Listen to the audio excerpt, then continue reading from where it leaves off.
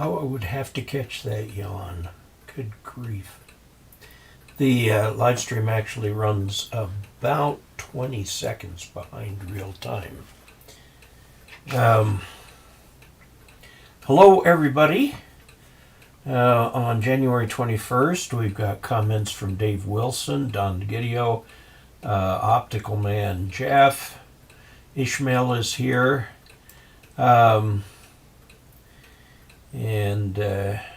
Looks like he's having good success with his HF rig. Boyd is here. Let's see, we've got Man of Means, who wants me to mention the CW Academy for those who wish to learn CW. Greetings from southeast Wisconsin. I imagine there might be a bit of snow up there. Russell says his club had another outdoors VE testing session, got 2 new techs and an extra. Wow. The secretary at work has a new puppy and she named him Augie. Oh, very good. Nova Scotia. Todd passed his general and extra exams yesterday and says that the videos were a help. Todd, congratulations on your upgrade and welcome to HF. Todd, you're certainly welcome. Let's see, VE6HDH says good evening. William Myers says good evening. Anthony Becerra also. And Todd, Cam4 OCJ. Let's see, we got San Antonio, Texas. Hello from Pittsburgh. Reggie is having trouble with the live stream, not liking DNS. Greetings from Preston, Central Mississippi. I was in the Air Force in Mississippi. What is a good shortwave radio to buy? Go to swling.com. They've got reviews there. I don't know anything about the common shortwave radios. I had a Sony for a while, but I sold that on eBay. And William, if you've got a ham radio HF transceiver, you've already got a very good shortwave radio. Here's John Kohler from Phoenix, and Brent Hungate from Rochester, New York. Reggie says, good evening, OJ. Potential for lots of snow this weekend. I've heard that here, too. Tom says, hello from the Front Range. Merrill says, I saw you were live and wanted to pop in and say thank you for everything you've taught me over several years. I really appreciate the detail and easy to understand way concepts are presented. Well, thank you very much, Merrill, and I hope that you stay for the entire session. Hello from West Tennessee, from Keith's Ham Radio World, Central Illinois. Jeff, KC0OG BP, Minnesota, ordered a QCX mini kit, being inspired by my videos. Well, good. And thanks for my service. Yes, I am a vet. Aloha on 73 from Oahu. I understand you've got a volcano over there that everybody's watching closely. Great weekend. Forrest Smorag is talking about Casler Air Force Base. That's where I was when I was in Mississippi. And Ishmael says he got some FT8 work in. G365, no, that's not a valid amateur radio call, so you won't be able to get that one. Passed tech 12 days ago and finally got my call sign. Good. Well, Phantom, be perseverant. Persevere. Diesel boat repairman. Ahoy, Mr. Casler. Submarine service greetings from Howie, WA3MCK, and hi from Oklahoma. Benjamin Otto, good evening. Steve McGrath, hello from Western Mass. And William Best liked the information on shortwave radios. And Damien from the UK says, good evening from the UK. Some YouTube DX. Yes, Andrew says, evening all from northern Utah. AA7GW sends greetings. William Best says he is in Colorado. Okay, so Ishmael is going to try to get an American call sign too. Good luck with that. We're getting things up to date. I went up to the airport today to visit my airplane and say hello to it. I've got this big boot on my foot for the broken ankle, so I can't do anything in the airplane, but I was going to meet my flight instructor there, and we were going to do something called Swing the Compass. The aircraft lacks a compass correction card and is technically therefore not airworthy. So we're going to make one. There's a compass rose printed on the asphalt out there. It's certified by the FAA, and it's set to magnetic north. So you stick your airplane on it and you turn on the engine, you have everything like you normally use it, and the aircraft is facing north according to the rose. You can tweak the compass till it says north. Then you swing the airplane all the way around and check it on all the other. There are some adjustments you can do. Once you do the adjustments, then you have to have this card that says if you want to fly north, actually fly 002 degrees, something like that. You know, it's a calibration card for it. Let's see, we've got quite a number of people here now. We're up to 125. Hello to everybody. KE0OG Bovril is watching from the UK. Watching your series to prep for amateur extra. Yes, there is a lot of material in there. Yeah, Reggie points out you have to swing the compass every once in a while, and it says it's the same for ships. Yes. I remember going on the bridge of a ship, and there was the compass, and there were two big iron balls on either side of it to compensate for the fact that the ship was mostly forward and behind. And that's how they get their compass calibrated there. Let's see. William Best took ground school. Well, hop in for the rest. Swing the Compass sounds like a 1940s jazz tune. Yes, it does. And from Canada, compass deviation chart. Yes. Let's see. I don't know why YouTube wanted me to check that one.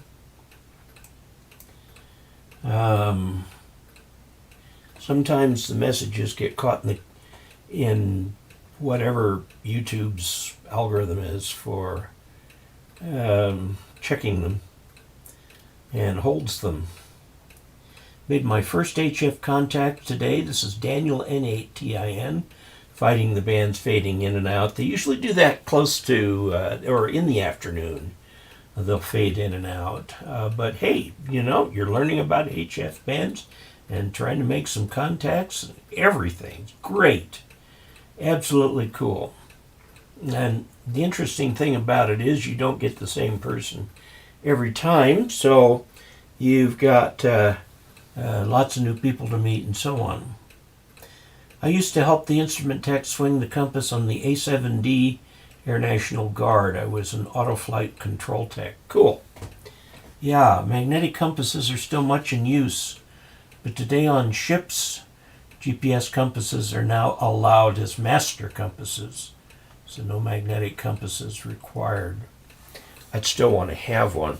My G5, Garmin G5, reads the direction that it says on it is track, meaning the direction you're actually going. So if you're heading north and you've got a wind from the east, your actual track is going to be to the northwest. And the G5 will actually read that. So if you're trying to do some navigating and you need to know the course made good, you can use the track. It's a lot easier because it takes the wind into account. You know, there's a spot in Colorado where the sectional map warns that the magnetic deviation can be up to 24 degrees. 24 degrees. Normally it's about 10 degrees around here. And I think the reason for that is there must be a lot of iron ore in the nearby mountains, because it's up in the mountains in a valley up there. David Hernandez is here, K4WAR. Welcome. Just discovered my channel today. That's William Best. Welcome. Good to have you here. This particular broadcast is designed to answer questions from viewers. I don't present a program per se. For those, just watch my regular videos. I put up a video yesterday on the build status for my little QCX Mini, which is right here. And this is almost done. I've got these two in place but not soldered, and I have to put two more over here. And then this board is done, and then I have to make the other boards that are there for the display and for the volume controls and stuff like that. So, William, I'm really glad you're here. I'm up to video number 354, I think, that I put up yesterday. And that's a bit of a misleading number because there's a whole bunch of videos I never numbered. Plus you count all the videos for Tech General and Extra, and that gets you, there's well more than 500 videos. I went over 82,000 subscribers today. I was getting subscribers at the rate of about 1,000 a month, and now that has skyrocketed, and I'm getting over 4,000 a month now. So welcome aboard, all you new Augies. If you're a subscriber, you're an Augie. You see the big OG sign right there? That's the suffix of my call sign. And I don't know, it's kind of a play on OG, but anyway, I tried to put my whole call sign in it, but the YouTube emblem has to be square. So I fit the OG and a question mark in there, and that's what I use. Let's see. Solar minimum for the time being. Yeah, it's going to take a little while. It'll come in fits and starts. When you tune your radio with a tuner, your antenna is still not resonant. That is true. Is there a way to tell how much power is lost because of the antenna not being in tune? Actually, there is. There are charts for this. How much power is lost. Depends on the coax. Depends on the SWR. Because the energy that is reflected back from the antenna, the tuner absorbs it and then shoves it right back at the antenna. And this just keeps going till that energy is gone. So the problem is it goes through the coax every time, and you have IR losses in the coax, and that creates the heat. So if you've got a lot of bouncing back and forth, there's a lot of opportunities to heat up that coax. You want the SWR 1-to-1 so that your energy transits the coax once. If you can't do that, you use a tuner. I mean, you do the best you can here. You have to have a magnetic compass to know you are in disaster movies and in trouble. Oh, yes, of course. Sean McGrath. Hello, Sean. All is well, except, of course, my broken ankle.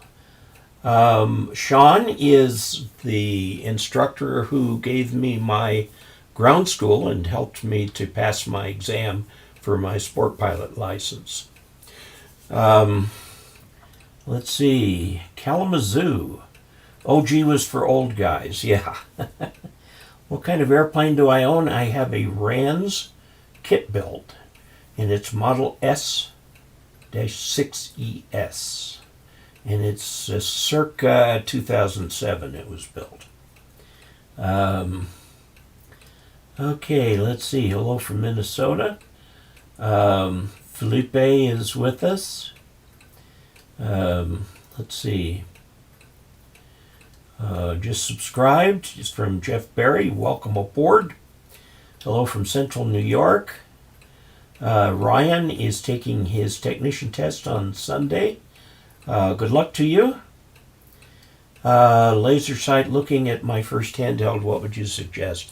I have not yet put a recommendation together for first handheld. Here's the problem. People in your local area will either tend to gravitate to DMR, to D-Star, or the Yaesu C4FM system fusion. Or, let's see, yeah, the D-Star, System Fusion, and DMR are the big ones. Find out what the people in your local area do and buy accordingly, because it's highly spotty. If you live in a metropolitan area, all of those are available. Or you can just do FM only, but a lot of people are playing with digital. So, greetings from Los Alamos. Hello there. I've been to Los Alamos. Did my ankle need surgery? No. James F. Pop, S6 Coyote. Yes, it is. It's an X6ES, which stands for Extended Span. It's a somewhat bigger wing.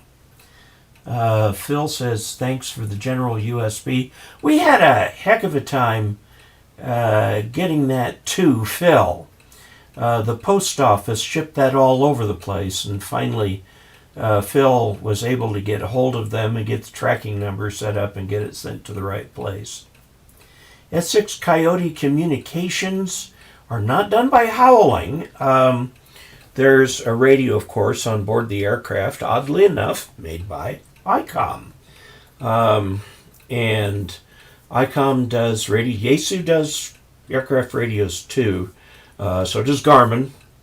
Garmin's the favorite one these days. And there are some older radios from Rockwell Collins and people like that up there. Okay.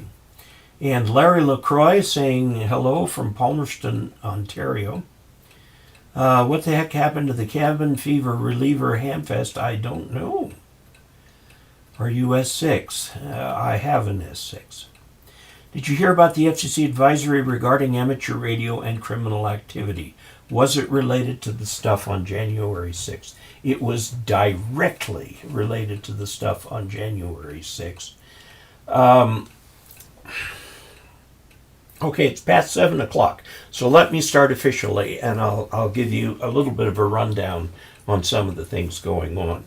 I'm Dave Casler, amateur radio call sign KE0OG, and welcome to this evening's live stream session, coming to you direct from Ridgway, Colorado, high in the Rocky Mountains. And we normally spend this time answering questions that come in via the chat, or people can send questions to hamradioanswers@gmail.com. It's hamradioanswers, note the plural, @gmail.com. Or you can go to ke0og.net/ask-Dave. Oddly enough, that's where most people go. I had somebody successfully send me a picture that way, so there must be a way on that form that you can attach a picture or something like that. That's the way most people come in, but you can go direct. And what I do is I tend to answer the most recent questions. If I were to answer them in the order received, I'd be answering questions from last July. And that brings up an unfortunate fact, which is I just simply will not get to everybody's question. I've got something cooking with the league, but that hasn't been completely finalized, so I'll tell you what that is maybe next week if I hear back from the league. We had a long chat on Friday, and I thought came to some very interesting ideas were going to come to fruition here. There is a letter out from the FCC warning people not to use ham radio for illegal activities. Insurrection, by the way, is against the Constitution, and it counts definitely as an illegal activity. And if you use ham radio to do that, and you notice what they did, they took all the social media, and they've been identifying people face by face by face by face by face. I mean, if you're going to storm a building illegally, don't pose for a selfie. Good grief.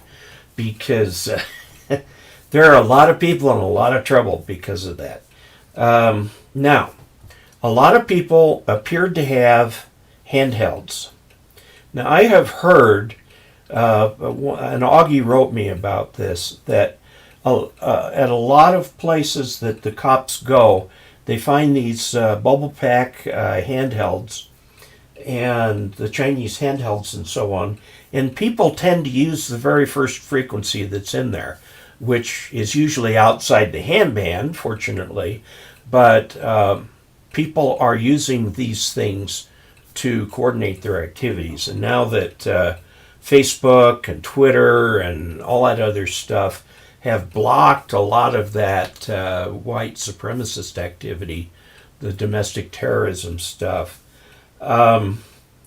they are saying that people are going to move to radios to communicate this information. So the FCC is reminding people that insurrection's against law, and you're not allowed to use ham radio for an illegal purpose. You can't use it in committing a crime. You know, no big deal, really. I mean, it's a reminder. Does this mean that some of the people involved in the insurrection were using ham radio? You know, I suspect the answer to that might be yes. I don't know.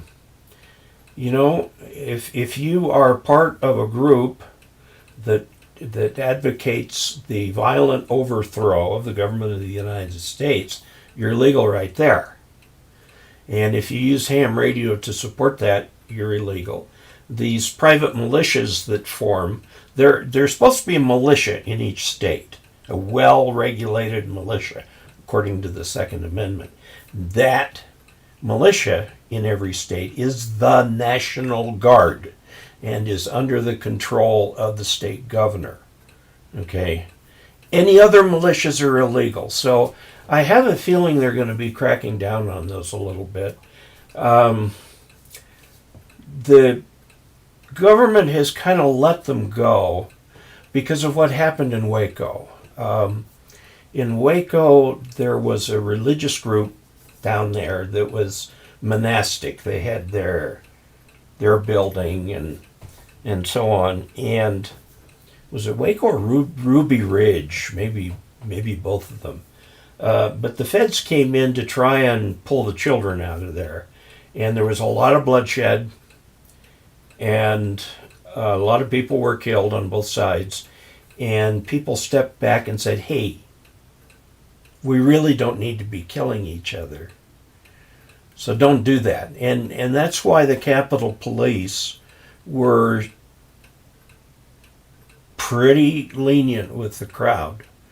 There were 5 people killed. There could have been hundreds killed. So, you know, the way they played it was to keep the death rate down, and it's because of the experiences at Waco and Ruby Ridge and stuff like that. So go ahead and use ham radio.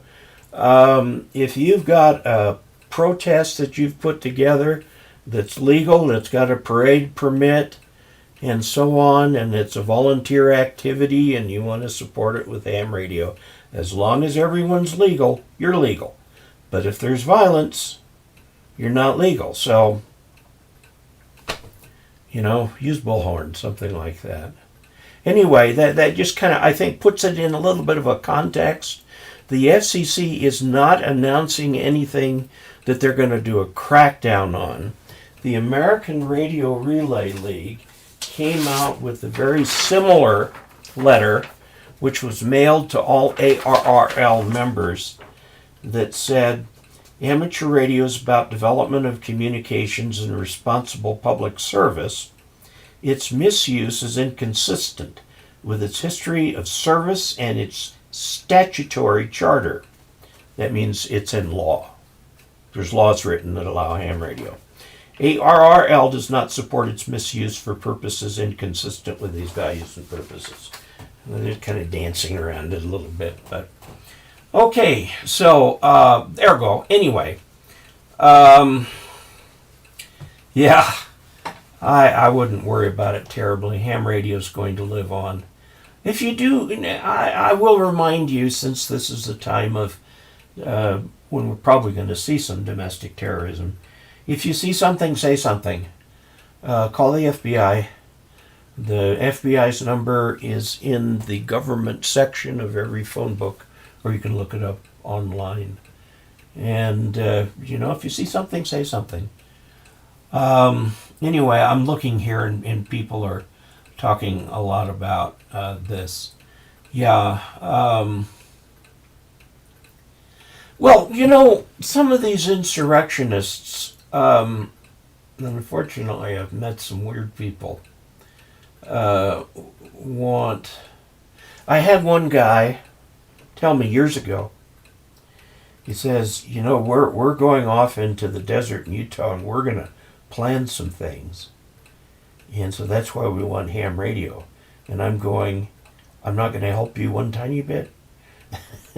So, yeah. So, I don't know that that's politics, to tell you the truth. That's current events.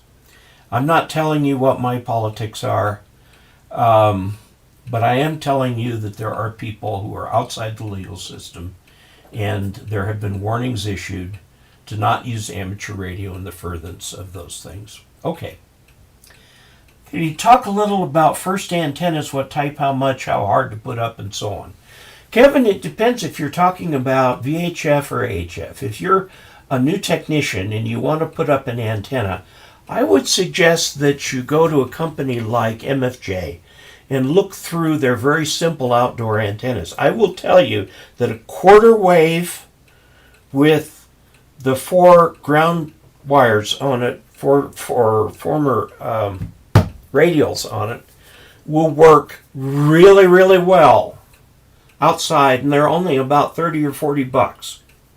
And you can feed it with RG8X, and you'll get enough signal out, you'll hit most repeaters.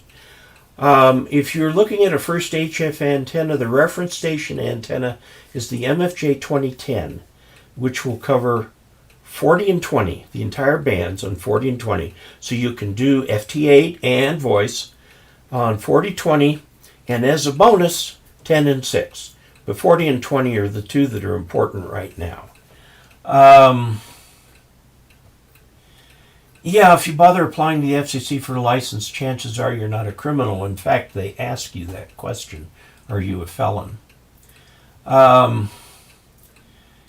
Yeah, illegal paramilitary groups. Yes, some of them call themselves militia. Okay, so life, and I may have it backwards. I was in the regular Air Force. I started out in the reserve.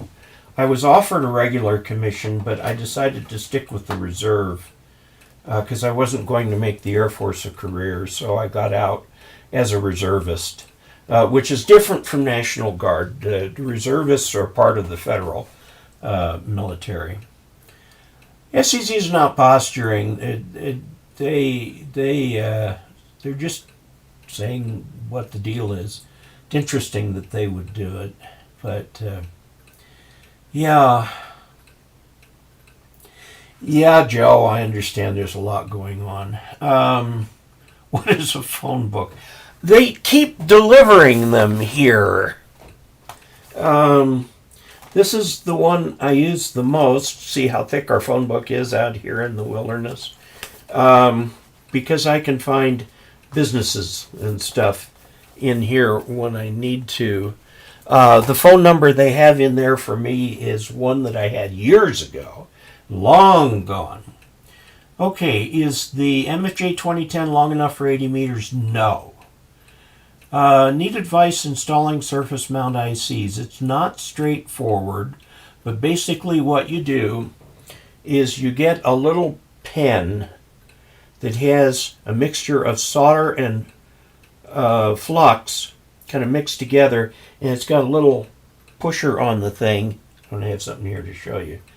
And you put just a little on each of the pads. You set the device down with tweezers under a microscope, and you use a hot air gun to melt that solder, and that puts the pad down. That's the problem. You can solder them directly. I've done it. But they're not easy. Not easy. Okay. Is there a difference between a radial and a ground plane? The radials make up the ground plane. Okay. Let's see. All the radials together constitute the ground plane. Manutekin was playing with a UV5R, which is a fine radio, a Anytone 878, which is the other end of the spectrum. UV5R is a entry throwaway radio, and the 878 is a very nice radio. It's DMR and FM, has a gamillion memories in it.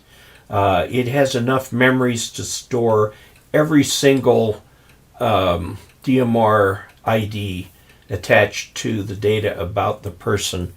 It's just a very, very nice radio. It's easy to program. I happen to really like that radio. I've got two of them, as it turns out. One came from Bridgecom Systems. The other one came directly from Anytone for review. One has Bluetooth, which I was never able to make work, and the other does not. They're just fabulous radios, but they are expensive. Okay, you get what you pay for. Is there a problem if you do something legal but someone crashes your event and now you're in trouble? No, you're not. No. Use your radios to call for assistance. I did that once. I was working at a race. I was at the Upper Camp Bird Station, and there was a station down below me that called me and said they were having some trouble with some campers who were giving them a hard time, and could I please get the police? Well, there was a sheriff unit right there where I was, so I gave them the message so they could go get somebody down there to help them. That's what you would do. And all that should be set up in advance, so you know who to call and everything like that. You must still have payphones, not around here. Music City, Tennessee, Nashville. Michael Kisser, OG, regular Air Force versus Air Force Reserve. Yeah, well, it's different. Well, you got out in 76. By the time I got in, yeah, I do sort of remember that because they were using my Social Security number as my ID number. And FV was what I had, yeah, on my little green ID. Boy, that was a long time ago. Yeah, the old phone books when I was in California were about 2 inches plus thick. People at Risk and Ham Radio, the repeater providers. Actually, that has changed. The FCC has put the onus on the people using the repeater to they're the people who are going to get in trouble, not the repeater owners. When do you think 10 meters will be back open? You will find sporadic openings any afternoon, like from about 1 to 3, something like that. Also, right at dusk and right at dawn, you will find you may find a little activity on 10 meters. Check FT8, because FT8 needs much less power than other modes, and you could be surprised what might be out there. So, okay, I'm waiting for a call sign to issue, but ordered a Cisco 525G for ham radio hotline. Okay. Is insurrection what's going on in Portland now? No, they're not trying to overthrow the government. What's going on now in Portland is a riot. Definitely illegal activity. Insurrection is an activity designed to overthrow the government. We haven't had very many insurrections in American history.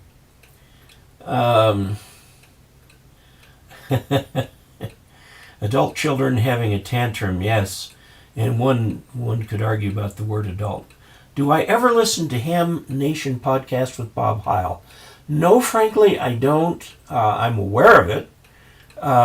Bob is an absolute expert in audio. He's actually in the Rock and Roll Hall of Fame. He did some sound work that was very useful to some of the early rock stars giving concerts. It worked very well. Okay, Felipe Lewis adds $10 to the channel revenue and says thanks. Thank you for all you do to support and educate the art of ham radio. Thank you very much. Manny Pita says he's been restoring a Hot Water 101, HW 101, which is a Heathkit rig. It's a classic radio. I think it was their first single sideband rig, wasn't it? It is a classic radio. All the Reserve and National Guard is the same as full-timers. Former Army, full-time here. Yeah, they didn't call up the National Guard back when I was in the service. The National Guard was available to the state governor for riot suppression, for emergency response, like they're being used right now to help vaccinate and coordinate the distribution of vaccines and so on. This idea of calling up the National Guard to fight in Iraq is a new thing.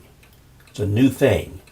When I was in the service, if it was after Vietnam, but all those troops in Vietnam, by and large, were regular Army. Brian says, thank you for talking about the amateur's code in a recent video. I got some really nasty comments on that. People quoting the Declaration of Independence at me and so on. But like 95% of the viewers hit like, and I really appreciate that. Very nearly most all the comments were highly positive. There were a few that were weird, and when they started to get into profanity and stuff like that, I just zap. Ham Nation is changing. Yes, it is. I understand that they are going to start working with Haudenosaunee. I've been told that. I don't know if it's true. Well, chronological adults, yes. He's an expert. Yes, I know, and I seriously disagree with Bob Heil for defeating the ground prongs. If you've got a feedback loop or hum or whatever, go find the reason and put in the isolation transformers and so on. Do not defeat safety grounds. You're taking your life into your hands. Just don't do that. Joe Walsh is a ham. Yes, he is. Now with Ham Radio Crash Course, yes, that's Haudenosaunee. About that Mega Millions. Portland riots are the new Democrats or in the old guard Democrats. Oh, I don't think so. The people who are creating violence, I have no sympathy for them whatsoever. I have a lot of sympathy for the demonstrators, but there's a difference between demonstrating and rioting.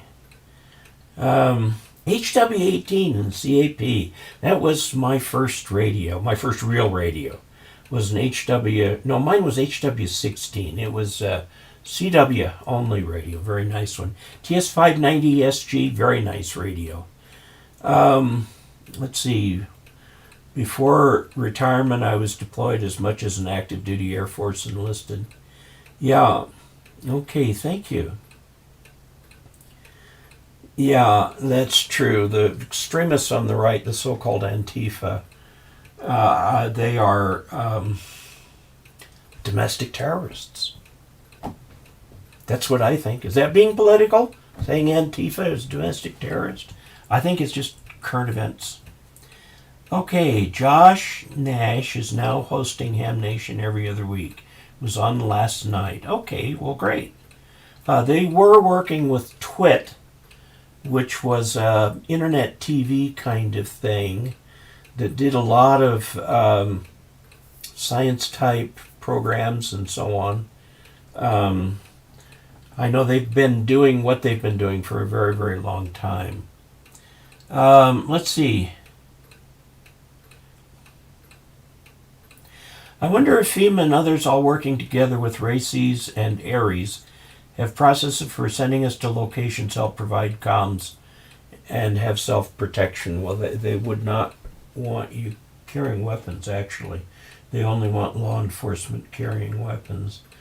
No, they don't. It kind of works the other way around.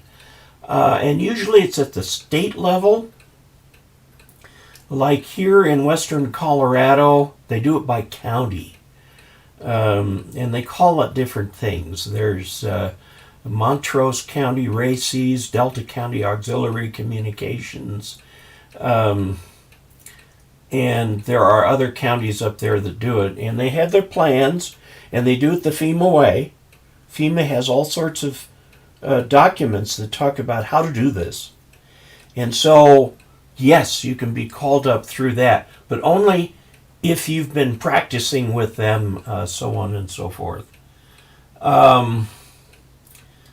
Okay, William Best sends $20 to channel funds. Thank you.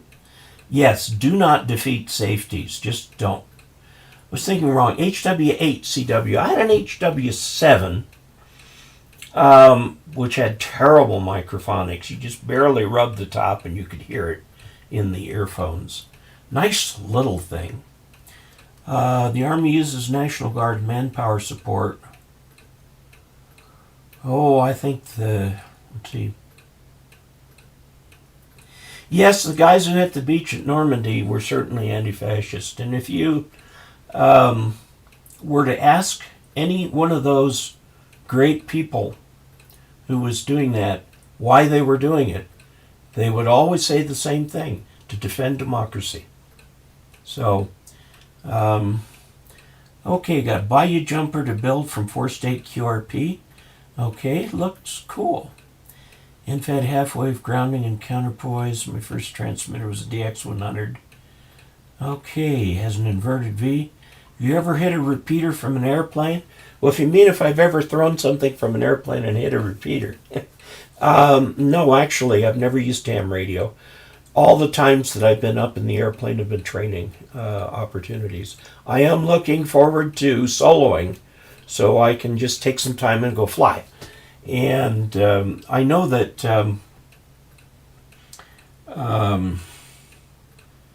who was it that was telling me? My instructor was there. Came across two-part USAF antenna fundamentals, which might be useful for license test study. I suspect it's way more 3,000 feet above. Yes, okay.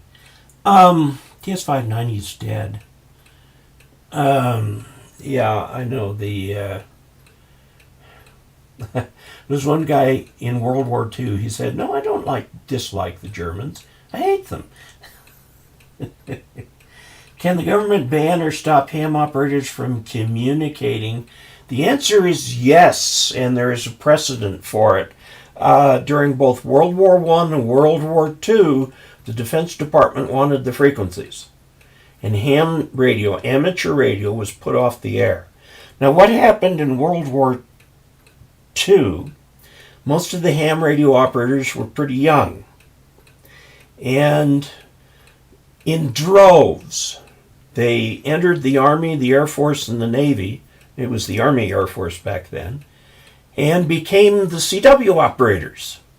So all those radio operators that got spread all over the world, a good number of them, in fact a critically important number of them, were ham radio operators who took their skills into the service with them.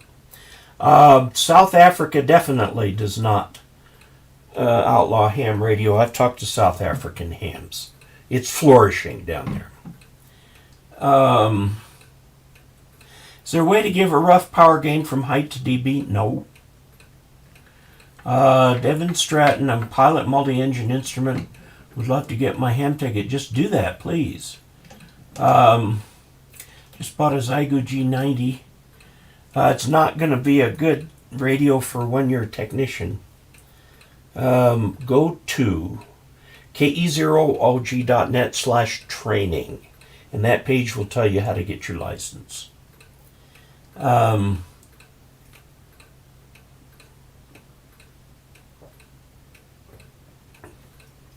Yeah, every time I go fly, I keep wearing a grungy t-shirt, hoping it'll be the one that they cut. In the early days, the U.S. Navy wanted control of all two-way radio. That was after World War I. And the ARRL went to Congress and got that defeated. Radio wasn't big into broadcasting yet at that point. So, okay, now we're going to turn to answering some questions from the Ask Dave forums. I will warn you that unfortunately that means I won't be able to follow the chat. So I won't be able to answer questions that come up in the chat because I'm looking at these. Let's see, this first Ask Dave is from Carl Sage. Just simply says, I look at your videos a lot on YouTube, very informative. Carl, V44NK and V49A, so he lives abroad. Thank you very much, Carl. This next one's from Randy. You mentioned shortwave radios to buy. Can you provide a list of radios you would recommend? Are any of the CC radios worth buying? I'm preparing to take my tech license exam and want to find a transceiver you might think worthy. There are not many ham users in my area, so I don't have any mentoring access. You know, I think if you were to look on the ARRL.org website, go to the Find a Club feature, you might be able to find a radio club that is near to Henderson, Kentucky, that might be able to help you. As far as shortwave radios, I'm not an expert on those at all. Go to swling.com and take a look in there. There are radio recommendations and stuff in there. Shortwave radio kind of gone down this path, ham radio down this path. If you have a ham radio HF transceiver, you already have a shortwave listening receiver. Right in there. I recommend to everyone who's studying for a license that they get the license before they get any equipment. I've seen too many people, and literally this is true, too many people who buy equipment and then for whatever reason, you know, the kid's born, they have to move, job change, whatever, they never get their license. And to me, that's too bad. So please wait until you actually have license in hand and then go get a radio. By the way, the process of learning how to become a technician will give you a lot of background on what you're probably looking for. This one is from Jim Lewis. Dave, I've been watching your YouTube channel. I am finally, after a number of years, moving forward with amateur radio. I'm studying for the tech license. I'm taking your advice of not buying until licensed. I will say I am leading toward the IC 7300 and the MFJ Octupus for starters, okay? But that's for your general. That's not going to help you for your tech except 6 meters. But you want 2 meters, okay? Here is a question regarding the antenna.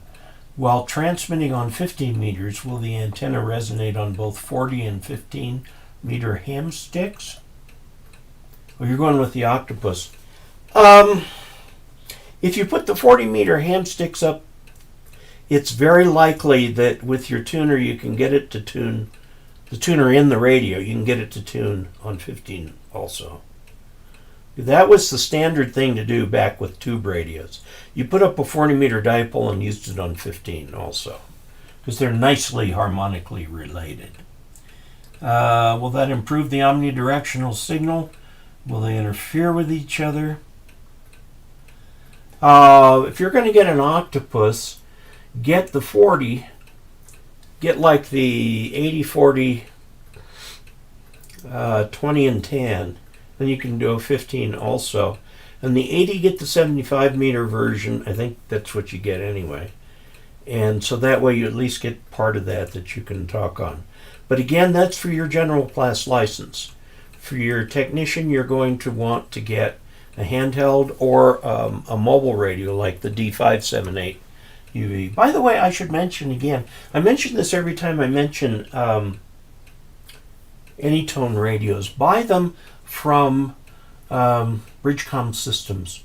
They're the authorized distributor, and they are the authorized people who support the radio, and they have a lot of training for the radio, and they will answer your questions if you buy from them. There's a lot of other ways that those radios are leaking into the United States, and they really can't offer that same level of support. So that's why I mentioned Bridgecom Systems. Okay, so that helps there. Let's see, we're going to save that. And Don Delta, just passed the tech exam. Your videos played a large part in renewing my interest in amateur radio and helped greatly in exam preparation. Per your advice, I intend to start shopping, and it occurred to me that the reference station has no computer spec. Do you have any suggestions on capabilities to look for? Well, unfortunately, a lot of the ham radio software is written for Windows. Very little for Apple, although there is some. And very little for Linux, although there is more. But you've got to be kind of a computer nerd to really do Linux and ham radio. I know there are a lot of Linux people out there screaming and tearing their hair out. But Linux is hard.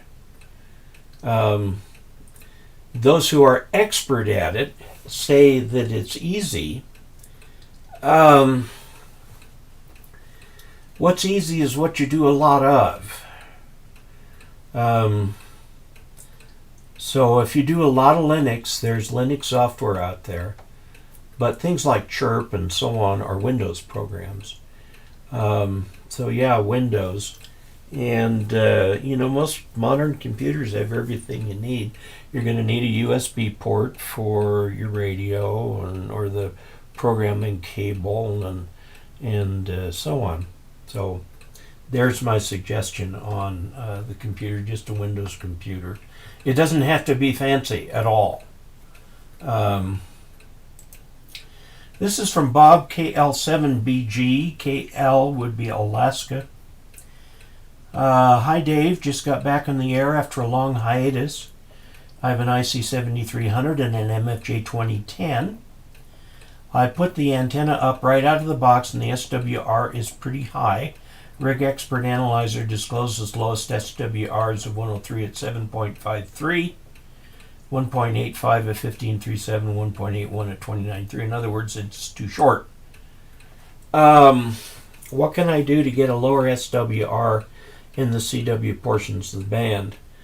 Well, I would measure both sides of the antenna. Let's see, the MFJ 2010 is an off-center fed dipole. It is divided 1/3, 2/3. Make sure that that's actually the case.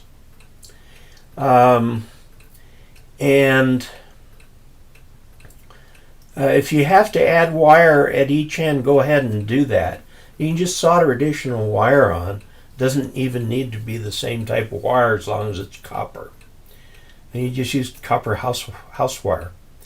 You can add it on, then use the same insulators that are there. I know that the thing, I'm trying to think of how they do that on that antenna. I think they bring the wire out and around and put a clamp on it. You could try something like that, or just add a little extra wire, bring it through the insulator and wrap it around the other wire. Will do that. That should help solve the problem. You want both bands. Well, you've only got one length adjustment. Make sure you've got 1/3, 2/3. Okay, if one side is a little too long to be 2/3, shorten it or lengthen. Something like that to keep the 1/3, 2/3 on that. What can you? Yeah, just lengthen the antenna. You can do that yourself. MFJ has a clause in their warranty that you trying to fix it yourself will not void the warranty. Okay. Also, if you're doing an IC 7300, see how well the 7300 will tune into it, because it just may, as is. Okay. Next one is from Samuel Rizzo, W8AEG Papa Whiskey. I'm having a hard time knowing what to do with grounding a new Squalo 6-meter antenna up in my attic. That faraway place is 125 feet above my basement radios. I have routed coax, he uses LMR 400, with regards to half wavelengths for 6 meters. The problem with doing it in multiples of a half wavelength is if you change frequency, that changes the half wavelength. So it's almost fruitless to do that because you're going to be off. Just go ahead and put the thing in. Let's see. From station to first ground rods is 18 inches. The half, you're that close. I'm wondering if I truly need to run a wire up there. I don't know enough about Squalos to know if they need a separate ground. You might be able to run a counterpoise up there somewhere, just a piece of wire laying on top of the studs.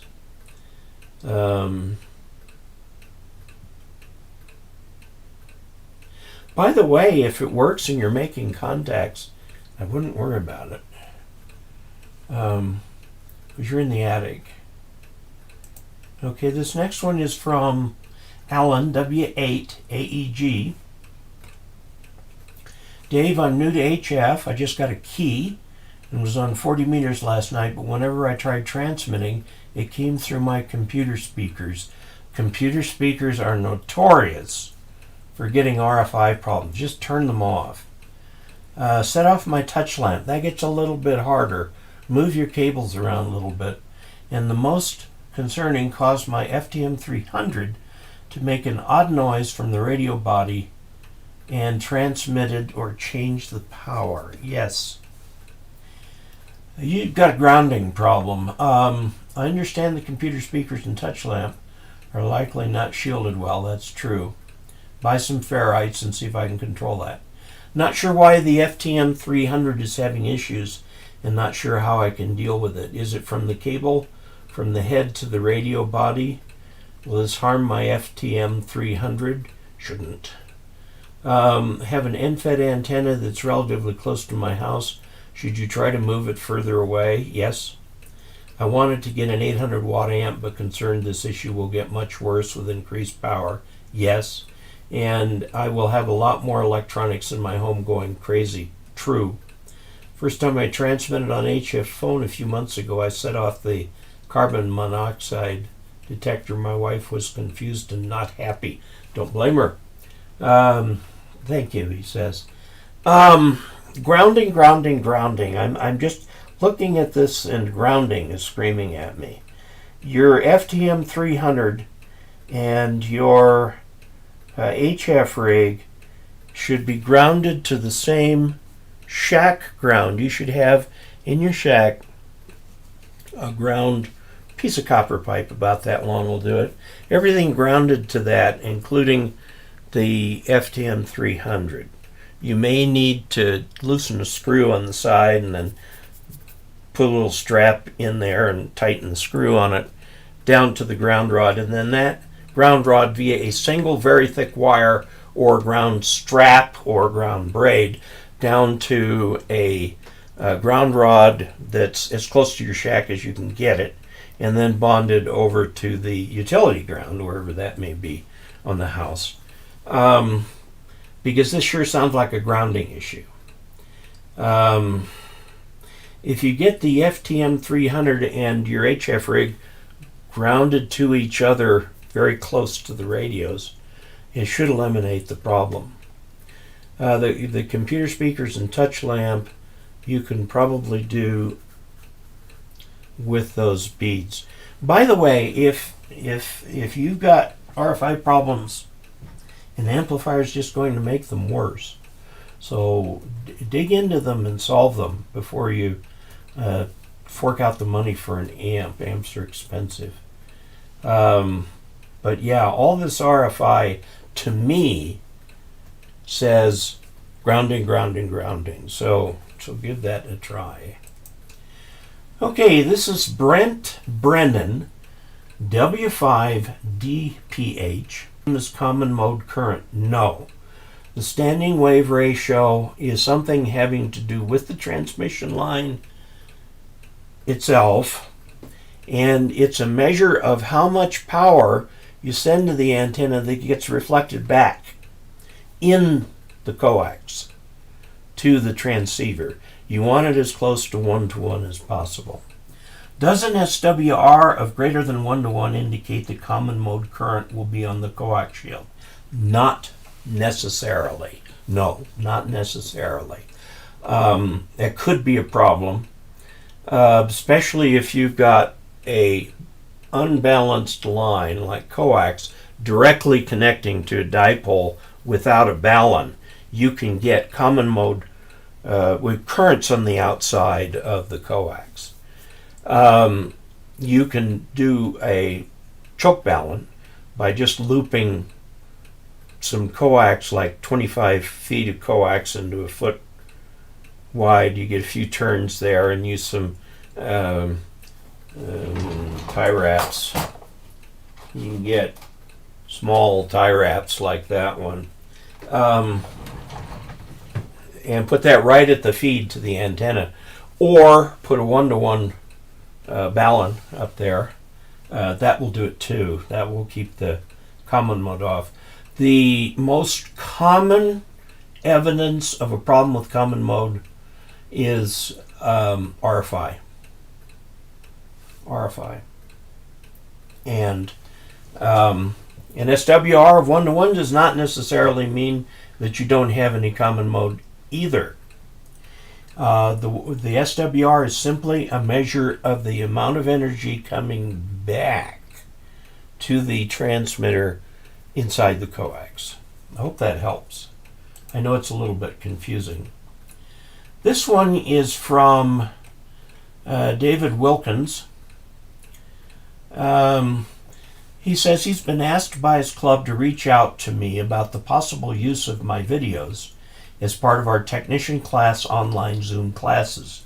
Do you mind if we show your YouTube videos as part of the training class over our Zoom connection? Thanks for all you do, David Wilkins, W0PF. And my answer to that is, please feel free to go ahead. Do that. If you need the videos, you can get them on a thumb drive from me. It's $29.99 for the tech, $39.99 for the general, and $49.99 for the extra. I had to go down to Home Depot today and buy a whole bunch of 64 gigabyte thumb drives because I've had a lot of people ordering the Amateur Extra thumb drives recently. Okay, by the way, the videos that are on the thumb drives are identical to the ones that are on YouTube. Okay, so don't think that you have to order this to get something that's not available on YouTube. Now, I believe YouTube is putting mid-roll ads on my videos. I hate mid-roll ads. All the videos I put up now, I say no mid-roll ads. But I think some of the videos I've had in the past, they put mid-roll ads on.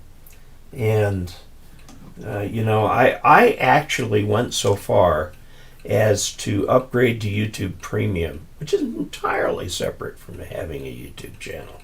Upgrading to YouTube Premium so I do not have to watch those blankety blank mid-roll ads during the videos I watch. They just drive me crazy.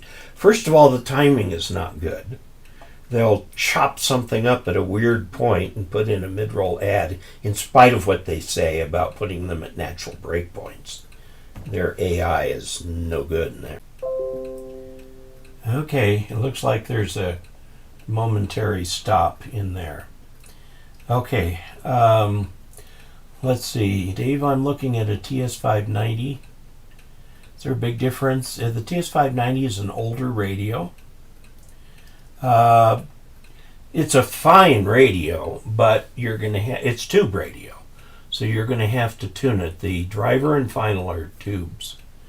Okay, nothing magic about 11 meters other than its CB. Now, I should just note, in most of the world, CB is viewed as a quite legitimate hobby, a legitimate way to get into radio and play. And a lot of the CBers eventually come over and join the ranks of the ham, and it's not a one-way type of transmission. In the United States, CB is not viewed well by hams. Just be aware that overseas it is viewed positively. So, aren't the drives cheaper on Amazon? The drives that I get it at the local store. They're anywhere from $12 to $20. But then I have to copy all the videos onto each one individually and do all the mailing and get the envelope, because the postage is included in that. So, yeah, buffering. If you use Chrome, there's a plugin. And let's see, YouTube put mid-roll ads on all old videos, I'm pretty sure. Yeah, the internet is up and down here. We had a problem, was it last night or night before, where it just flat went down. And they had to send somebody up on a snowmobile to one of the repeaters that's on Water Dog Mountain. And the antenna on my roof points directly at Water Dog, and then I'm the relay point for the neighborhood and also for Log Hill, which is the next plateau over. So yeah, that's kind of how you have to do things in the mountains. Okay, Neil Marsh passed away when let's see. Dave, have you any experience with the MFJ 933B? I've got a 993B antenna tuner. I have that, and I've used it extensively. Would I recommend the interface box and cable? No. You don't need it. And I couldn't figure out what it did. Didn't seem to do anything for me, so I took it out. Another place you can go to look up call signs is QRZ.com. QRZ.com. Okay, let's see. Yeah, 993. What is the call sign we're talking about for this guy?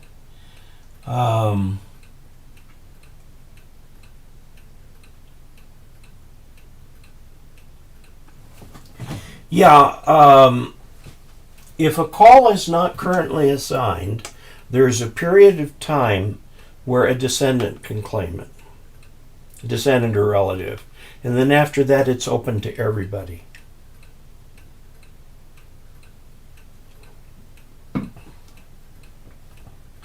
Okay, Causely is on Chapter 2 of the tech. Don't forget to use the videos to help you through that. They're available at KE0OG.net/training. The videos, of course, are actually housed on YouTube. So we'll see how that goes. Let's see. Let's get a couple more questions here. And the next one is from Eddie Hatherall. Golf Whiskey 6, Bravo X-ray uniform. So, the UK. Hi, I really enjoy your videos and I'm watching your video on SWL. I would like to share information about a local man who received a distress call from the Titanic. Hope you find it interesting. I wonder if that's David Sarnoff. He stayed up all night. He was a boy at the time. And received all the Titanic distress calls and I think gave them to the newspapers or something. But the GW would indicate maybe not on this side of the pond, on the other side of the pond. So Artie, you can share that information by sending it to hamradioanswers@gmail.com. Okay, this next one is from Felipe Cordova, Charlie Echo 7, Charlie Juliet Oscar. I think that is Cuba. I'm not sure. Hi David, it is a pleasure to write you and say hello. I'm a new ham and truly enjoy watching your YouTube videos. I wanted to take the chance to thank you for taking the time to make these educational videos. They're top quality. Well, thank you very much. My question is, in what radio modes and frequencies am I most active these days? Well, frankly, I haven't been terribly active recently, but normally I'm on 40 meters or 20 meters on single sideband, or you can find me on 40, 20, and occasionally different bands on FT8. I think I do more FT8 than I do. I prefer phone over digital if I can have a nice conversation with the person. It'd be nice to go past the usual, well, I'm a shoemaker, I work, something like that, and get down to talking about things. Would you consider making a YouTube episode where all of us Augies get together with you at a specific time and frequency? I know that Tom W5KUB does that. He has a net on 40 every week prior to his show. I've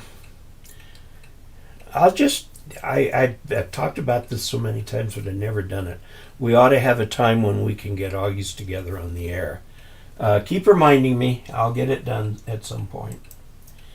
Okay, this is from Mike W8TRN. Dave, could I send you an easy NEC azimuth pattern, then ask a couple simple questions? Yes, absolutely, of course. Send it to hamradioanswers@gmail.com. You can attach it there.